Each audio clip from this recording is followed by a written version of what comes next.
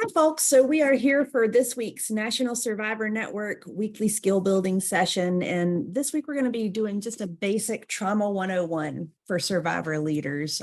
Basic and 101 may be a little bit of a stretch because I find this very interesting and helpful information, but we just want to make sure you have just a fundamental understanding of what trauma is. Why are we doing this training? So one of the things that I find is that survivors of any kind of violence have experienced trauma, like whatever kind of violence it is. Let me get my captions on. That may be something that we can do. Okay. So this information may be helpful for us as survivors in our personal lives and in our healing. Also, trauma shows up in our everyday lives as well as in our professional lives, no matter what field we work in. So even if you just work in a restaurant or food service or cleaning or housekeeping, there can still be ways that trauma shows up in our work. I know that when we work in the anti-violence field, we know that work is stressful. And so, but we forget sometimes that trauma can impact us in any kind of labor that we're doing. When we work in the anti-violence field, we're in a unique situation because we have our own trauma. Then we have new trauma that we get because a lot of times movement norms, nonprofit norms aren't super great, right? Sometimes even those norms can traumatize us. And then we have what's called secondary or vicarious trauma, which means we're hearing other people talk about traumatic experiences. We're reading about other people's traumatic experiences. So especially in the anti-violence field, trauma can come up for survivors a lot. I do want to say another reason we're having this training is because experiencing trauma doesn't mean you automatically understand it, right? We know what it feels like, and we may know what we did or what we currently do to manage it. And this is valuable. This is very valuable information and insight.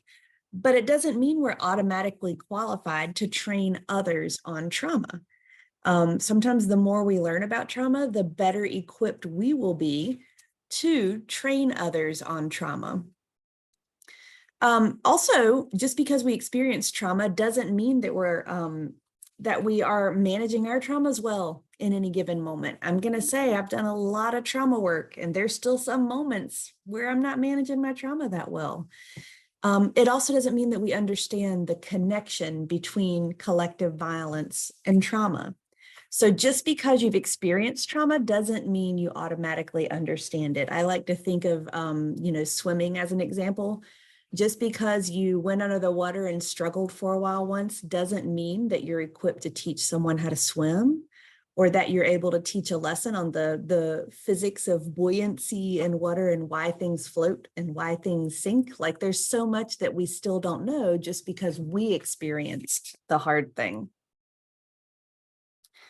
Another reason we're doing this training is because trauma-informed care should be more than a buzzword, right? So we have a lot of situations in anti-violence work and in the trafficking movement where we see that everybody knows we need to be trauma-informed, right? We know that we need to be trauma-informed, that we need to be using trauma-informed care.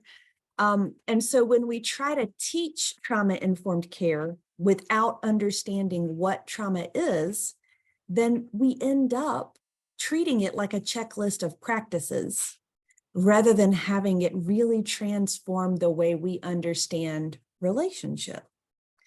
When we try to implement or teach trauma-informed care without understanding the way that trauma happens, we run the risk of having a culturally specific and non-transferable trauma-informed care framework.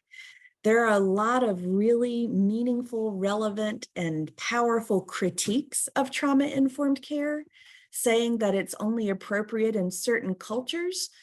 A lot of times when you dig into those critiques of it, you find that it's because it's critiquing the practice of looking at trauma-informed care as a checklist, right? Instead of really looking at it on a deeper understanding of what happens in the body when people experience trauma. And if we understand what's happening in the body when people experience trauma, we can better understand how to apply it to different regions and different cultures.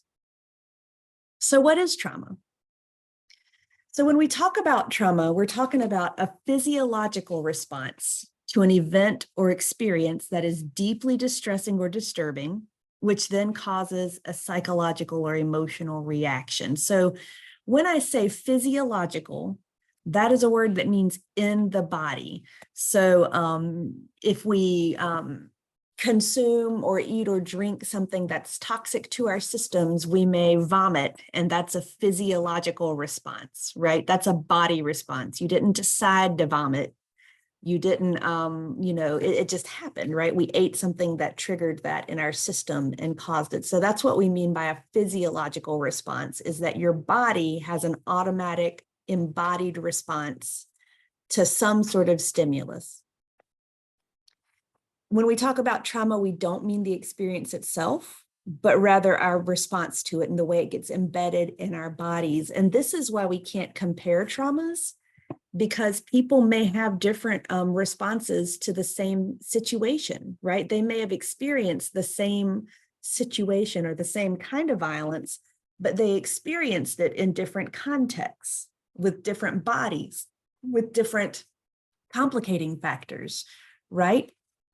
Our trauma is influenced by our, the way we perceive traumatic experiences, the way we respond to them is going to be influenced by our experiences, our other experiences, how available supports and healers are to us, our coping skills, our life skills, and those of our immediate family, and our community responses. Community responses can exacerbate a situation. They can bring resilience to a situation and reduce or prevent a long-term traumatic response pattern.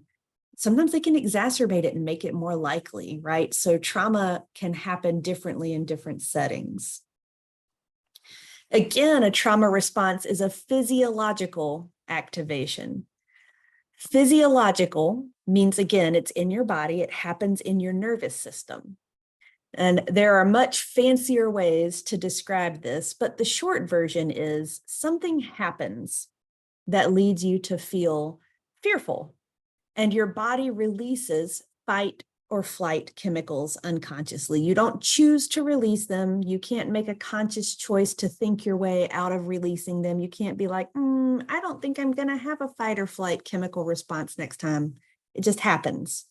And these chemicals can set off a chain of physiological events that can cause us to feel activated or dysregulated. Sometimes I use the word activated to describe how I'm feeling. I feel just a little bit like my whole nervous system is a little escalated or dysregulated.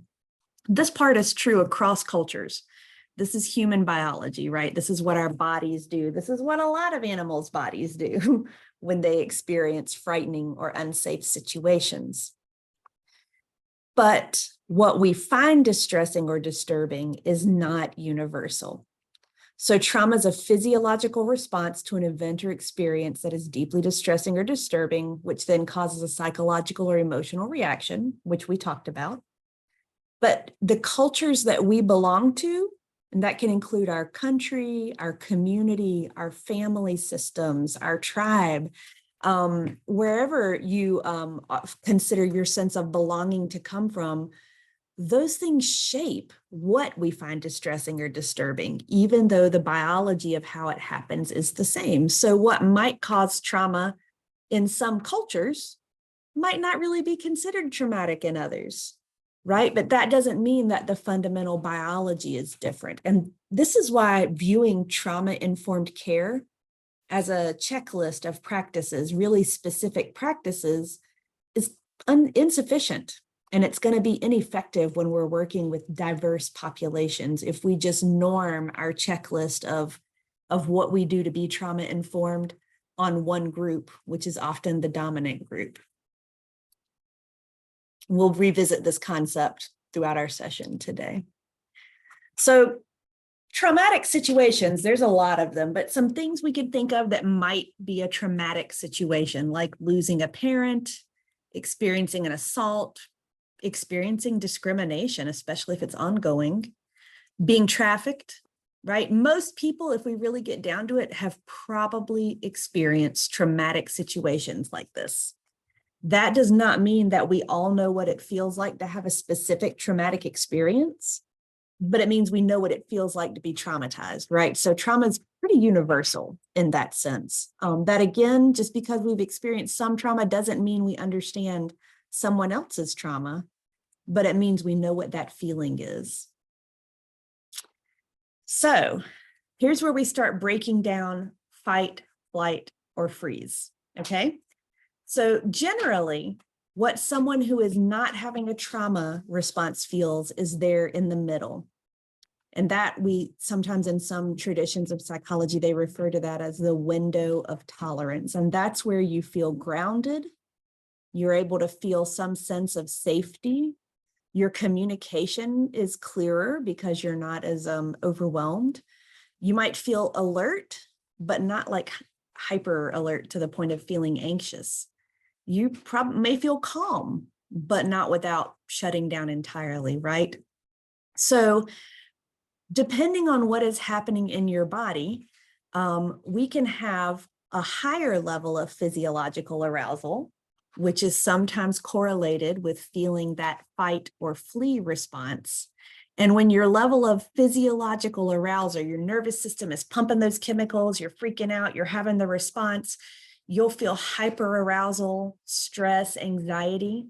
Your body actually makes changes that we then associate with that stress and anxiety, like your heart rate gets higher, your breathing may get faster, your blood pressure may increase, and your body is telling you we need to fight or we need to get out of here. And sometimes flee, we think of this in terms of like the National Geographic animal special, fight or flee, but because a lot of us are thinkers, right? Humans are thinkers. Sometimes fight can just mean argument, like have a big argument without being thoughtful about it. Sometimes flee might mean avoidance or getting away from a conversation, changing the subject. Those are states of hyperarousal. Freeze is where our state of our level of physiological arousal drops. And so that might be thought of as hypoarousal. And when we're having that freeze response, we may feel numb or zoned out or dissociated. And when I say dissociated, I mean that sensation of not feeling like you're in your body, right? Your body's here, but your mind is somewhere else. You're not able to focus. You don't feel present. You know, you're sort of absent from your own presence and consciousness. That is the freeze response or hypoarousal.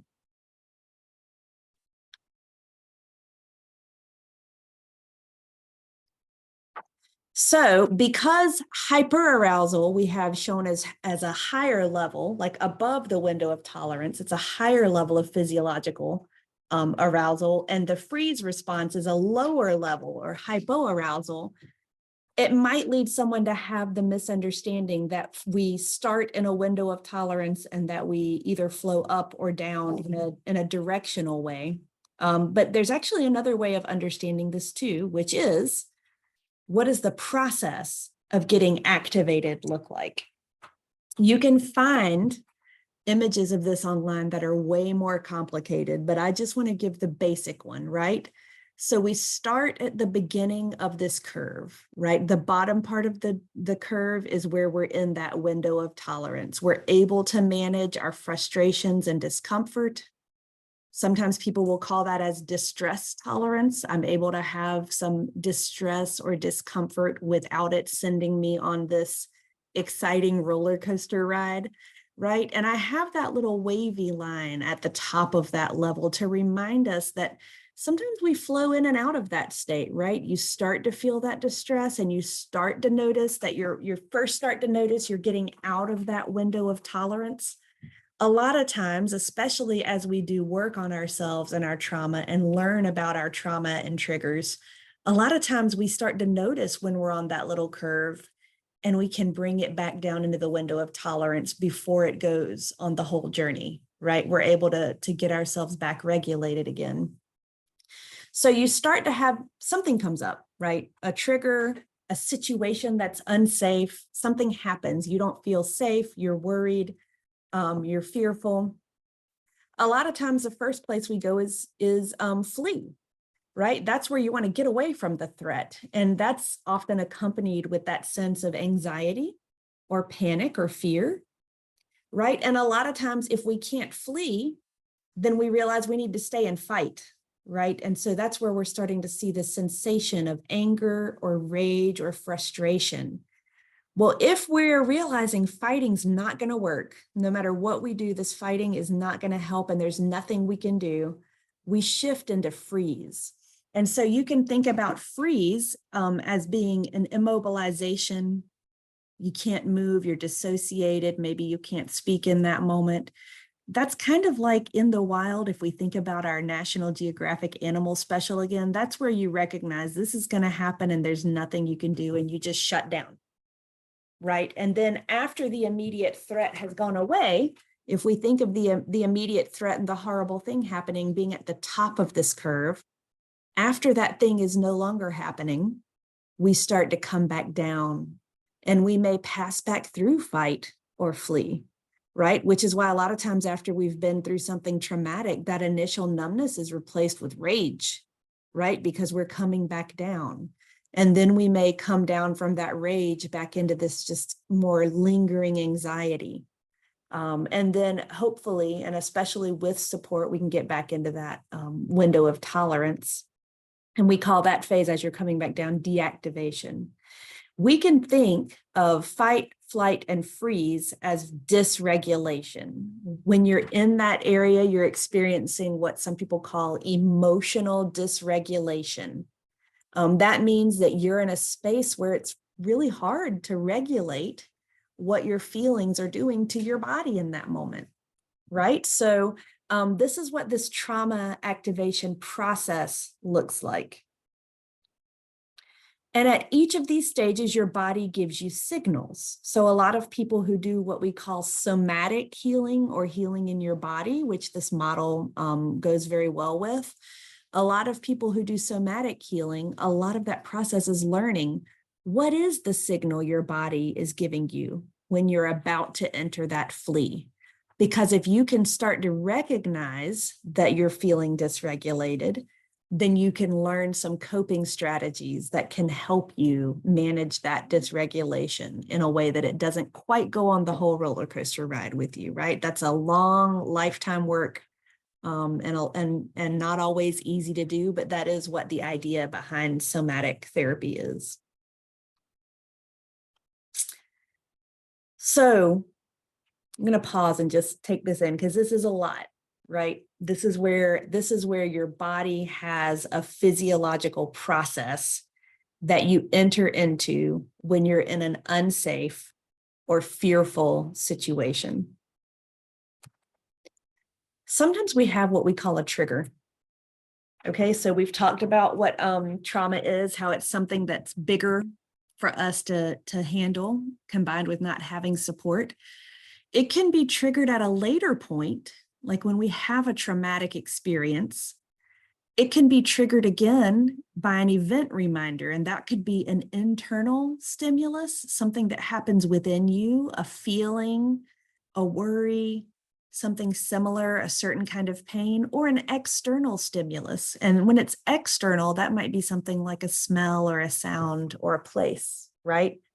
What happens when we have a trigger is we are not currently in the frightening or unsafe situation. We're not standing in front of an actual bear, but because we're in a situation that triggered something about that initial traumatic experience or experiences, our body goes bear and immediately starts sending you into that fight, flight, or freeze cycle, that activation process where we start to feel elevated, right? We start to feel activated.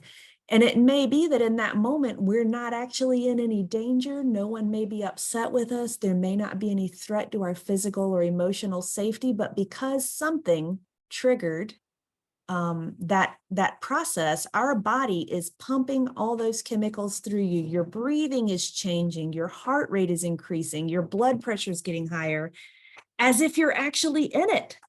And that can be really confusing because then we're like, oh, something's wrong. This person's mad at me. I'm unsafe. And we feel like we kind of go on that ride, that activation process. We go on that ride, even if we're not in an unsafe situation.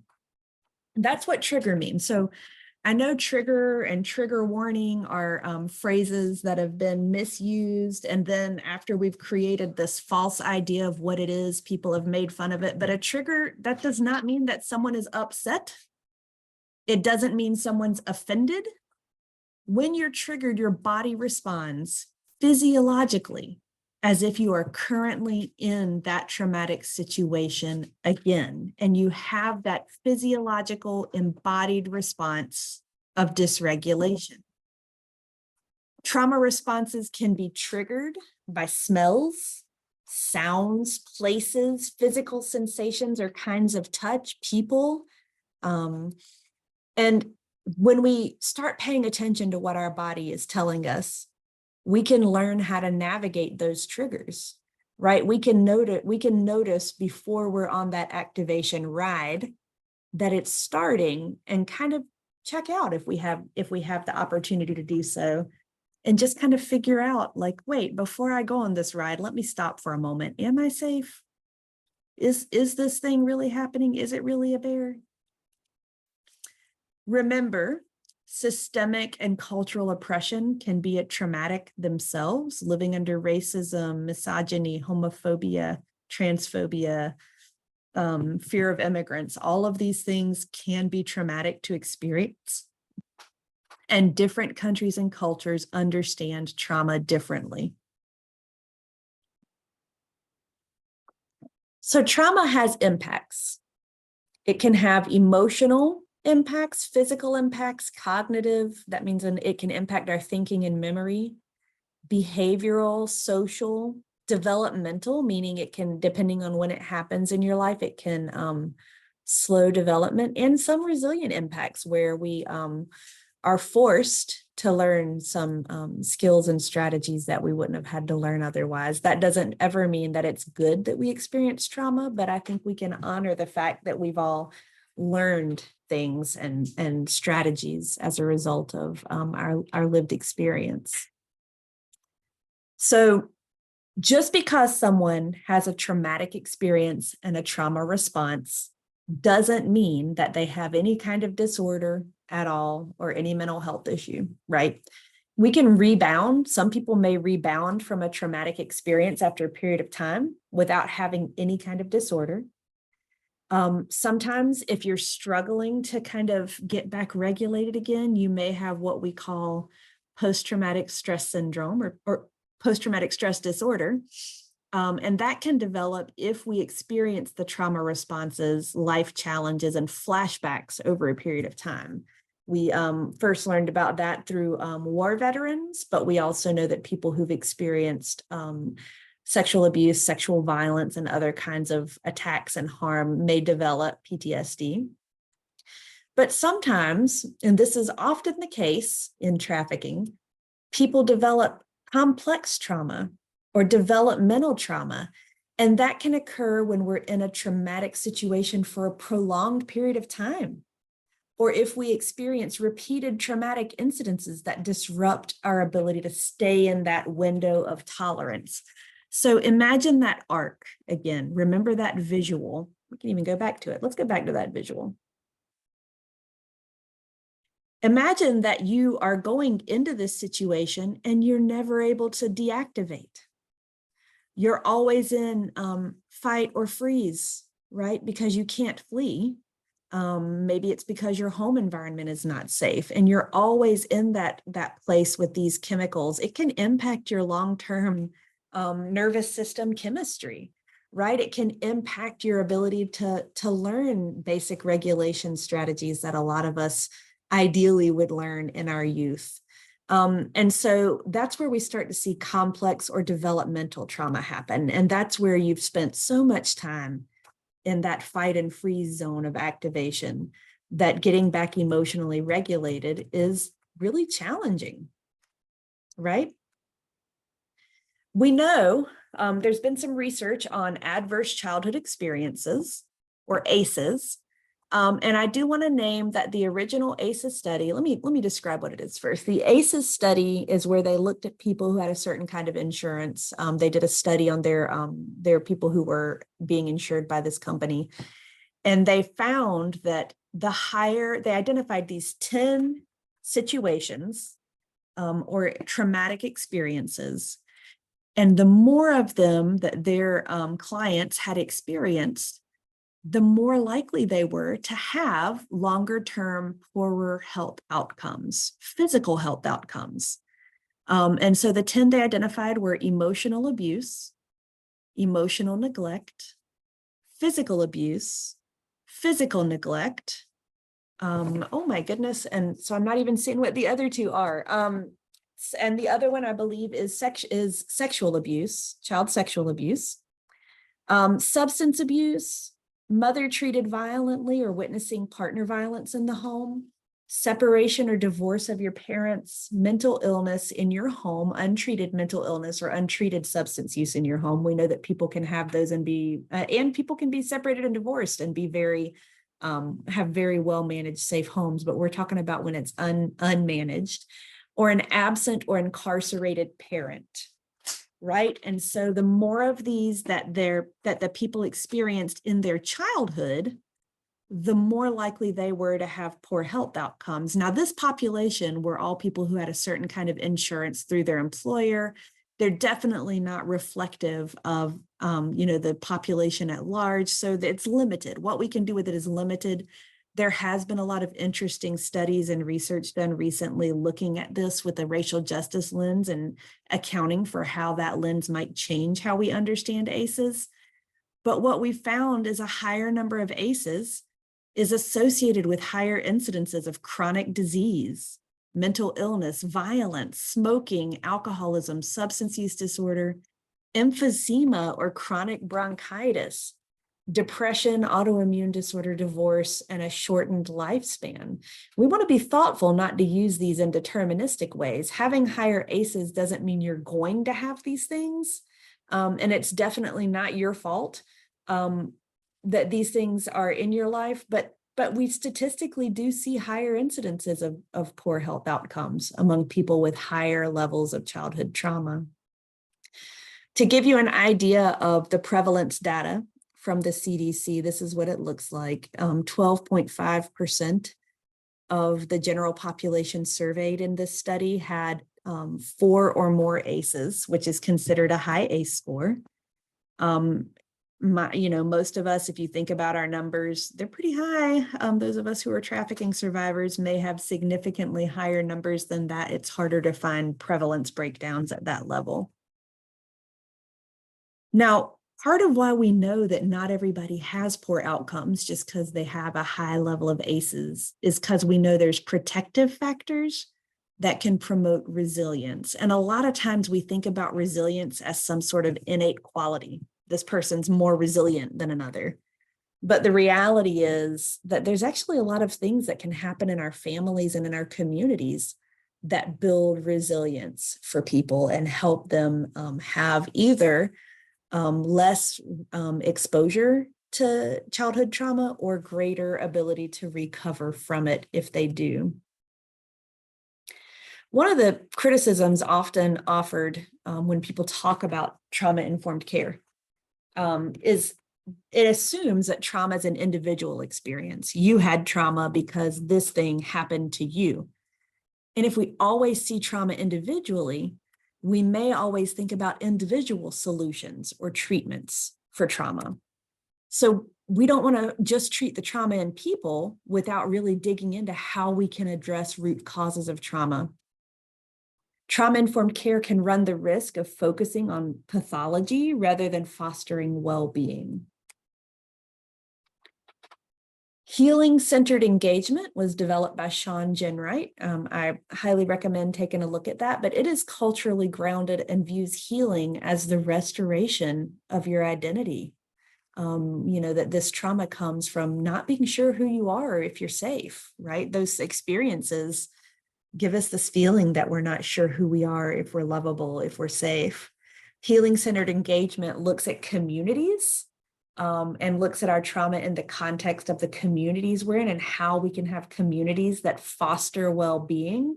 And it also helps us remember we're not some outside observer objectively observing trauma that happens. Like, we're part of our communities, and we have different identities and communities that shape our own understanding of trauma. I highly recommend giving that a look at some point. We also want to acknowledge that intergenerational trauma can be biological. That can come from biological changes before childbearing related to nutrition, poverty, substance use, or constant exposure to stress chemicals. It can be epigenetic.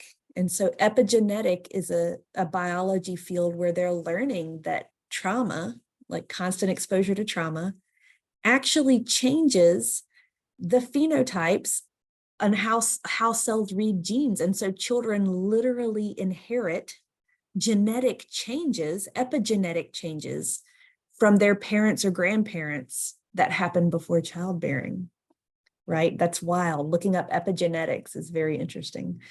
We also have cultural trauma. And what that means is maybe we develop a trauma response that gets, I'm trying to think if there's a parent who doesn't know how to swim for any reason, whether it's because they just didn't learn or because they grew up in the segregated South without access to schools, or excuse me, without access to pools. So maybe they never learned to swim. So they teach their children to be scared of the water, right? Don't go near the water because they know they can't save their kid if their kid falls in.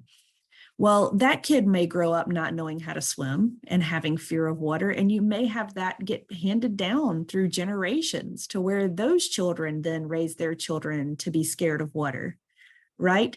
Without even recognizing that that started as a trauma response, right? We can think of that as decontextualized trauma. That means we're having the trauma response to something that's not really our life anymore. It was someone else's experience that got handed down and ultimately became a cultural norm.